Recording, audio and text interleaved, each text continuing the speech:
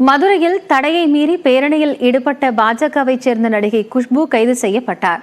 அண்ணா பல்கலைக்கழக மாணவி பாலியல் வன்கொடுமை செய்யப்பட்டதற்கு நீதி கேட்டு மதுரையில் இருந்து சென்னை நோக்கி பேரணி நடத்த பாஜக மகளிர் அணியினர் திட்டமிட்டிருந்தனர். இதற்கு காவல்துறையினர் அனுமதி மறுத்த நிலையில் சிம்மக்கல்லில் பாஜகவினர் குவிந்தனர். செல்லத்தம்மன் கோயில் முன்பு கூடிய பெண்கள் உரலில் மிளகாய் இடித்து நூதன முறையில் தங்களது எதிர்ப்பை தெரிவித்தனர்.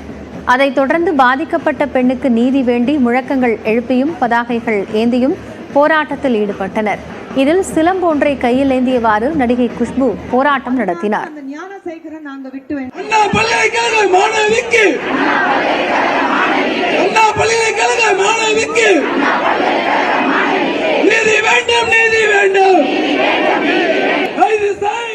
இதனை அடுத்து தடையை மீறி பேரணியில் ஈடுபட்டதாக குஷ்பு, பாஜக மகளிர் அணி தலைவர் உமாவதி ராஜன் உள்ளிட்டோர் கைது செய்யப்பட்டு அருகில் உள்ள மண்டபத்தில் தங்க வைக்கப்பட்டனர்.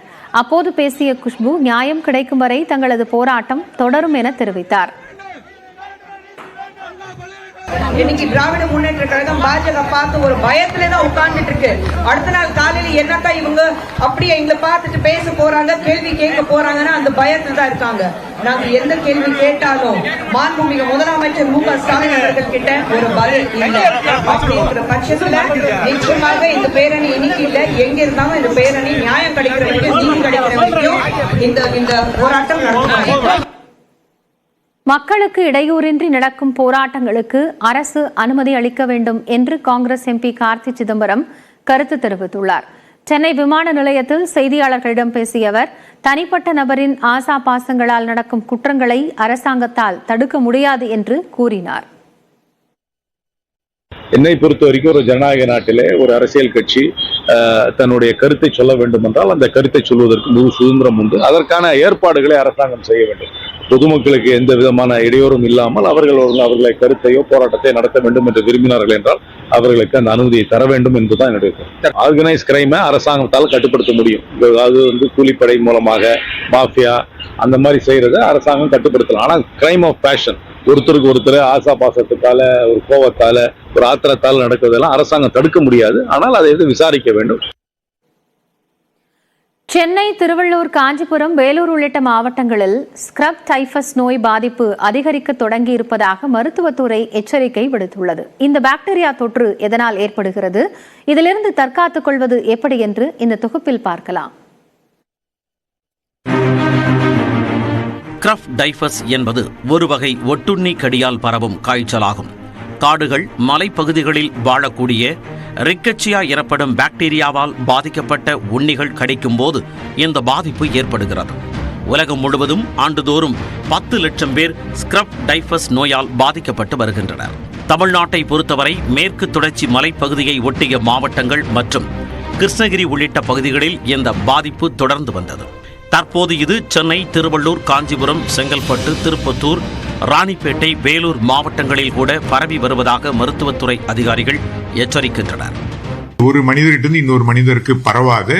இது மோஸ்ட்லி இந்த டிக்ஸ் அண்ட் மைட்ஸ்ல ஒரு காமனான இன்ஃபெக்ஷன். அச்சம் தேவையில்லை. இட்ஸ் மெயின்ல ஃபார் அன் அவேர்னஸ் தான்.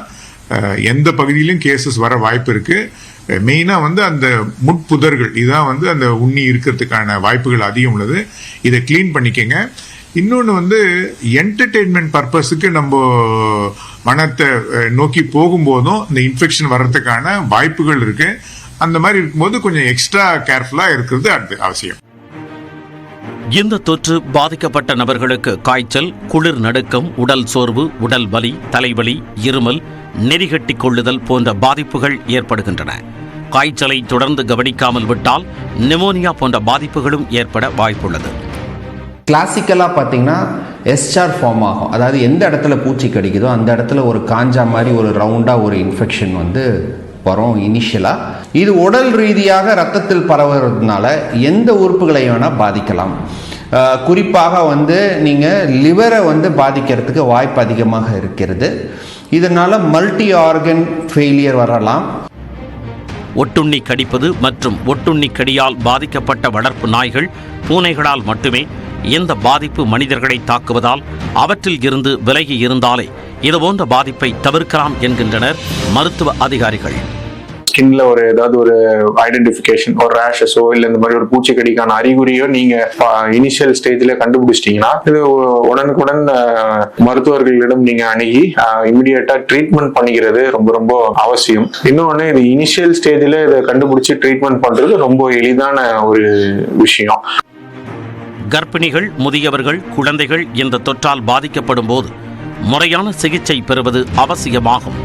சிகிச்சைக்கு தேவையான ஆன்டிபயாட்டிக் மருந்துகள் அனைத்து ஆரம்ப சுகாதார நிலையங்களிலும் இருப்பு வைக்கப்பட்டிருப்பதால் எந்தவிதமான காய்ச்சல் பாதிப்பு ஏற்பட்டாலும் உடனே மருத்துவரை அணுகி சிகிச்சை எடுத்துக்கொள்ள வேண்டும் என்று மருத்துவத்துறை அறிவுறுத்தியுள்ளது.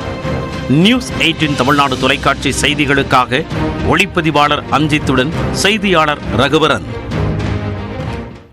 உதகையில் நிலவும் உறைபனியால் மக்களின் இயல்பு வாழ்க்கை கடுமையாக பாதிக்கப்பட்டுள்ளது. உதகையில் இன்று உறைபனி தாக்கம் இருக்கும் என்று வானிலை மையம் ஏற்கனவே அறிவித்திருந்தது. இந்நிலையில் தலைக்குந்தா, அவலாஞ்சி, காந்தல் உள்ளிட்ட பகுதிகளில் 0 டிகிரி செல்சியஸ் அளவிற்கு வெப்பநிலை பதிவானது. இந்த பகுதிகளில் உறைபனியின் தாக்கமும் அதிகரித்து காணப்பட்டது. புல்வெளிகள், வாகனங்கள் போன்றவற்றில் வெள்ளைக்கம்பம் போர்த்தியது போல உறைபனி படர்ந்து குட்டி காஷ்மீர் போன்று காட்சியளித்தது. உறைபனியை உள்ளூர் மக்கள் கையில் எடுத்து விளையாடியதுடன் சுற்றுலா பயணிகள் புகைப்படம் எடுத்தும் மகிழ்ந்தனர். எனினும் கடுமையான குளிர் நிலவுவதால் மக்களின் இயல்பு வாழ்க்கையும் பாதிக்கப்பட்டுள்ளது. கடந்த லாஸ்ட் வீக்கே வந்து பார்த்தீங்கன்னா பனி இருக்குன்னு இருந்தது, ஆனால் இந்த அளவுக்கு இல்லை. ஆனால் இன்னைக்கு பார்த்தா வரலாறு காண அளவுக்கு இன்னைக்கு 0 டிகிரியாக மாறிடுச்சு. சின்ன ஒரு பார்க்க ஒரு காஷ்மீர் மாதிரியே இருக்கு பாருங்க. இங்கெல்லாம் பார்த்தீங்கன்னா நல்லா ஒயிட் இருந்து ஒரு காஷ்மீர் மாதிரி ஆயிடுச்சு. எங்களால் கூட தாங்க முடியல. வேலைக்கு போகிறதுக்குலாம் ரொம்ப டஃபாக இருக்கு. இப்போ பார்த்தீங்கன்னா இந்த கார்மெல்லாம் பாருங்களேன், அப்படியே பனி, இந்த காஷ்மீர்லாம் பார்த்தீங்கன்னா அப்படியே பனி போடல. அதே மாதிரி தான் இங்கே பார்த்தீங்கன்னா ஃபுல்லாக ஒயிட்டமாக இருக்குது. அப்படியே கையில் எடுத்தோம்னா அள்ளலாம், அந்த மாதிரி பனியாக இருக்குது. காலைல கிரவுண்டில் பார்த்தீங்கன்னா பசங்களாம் பார்த்தீங்கன்னா 5 மணிலாம் ப்ராக்டிஸ் பண்ணுவாங்க. நீங்களாம் பார்த்தீங்கன்னா ஒருத்தர் கூட காணும், அந்த அளவுக்கு குளிராக இருக்குது.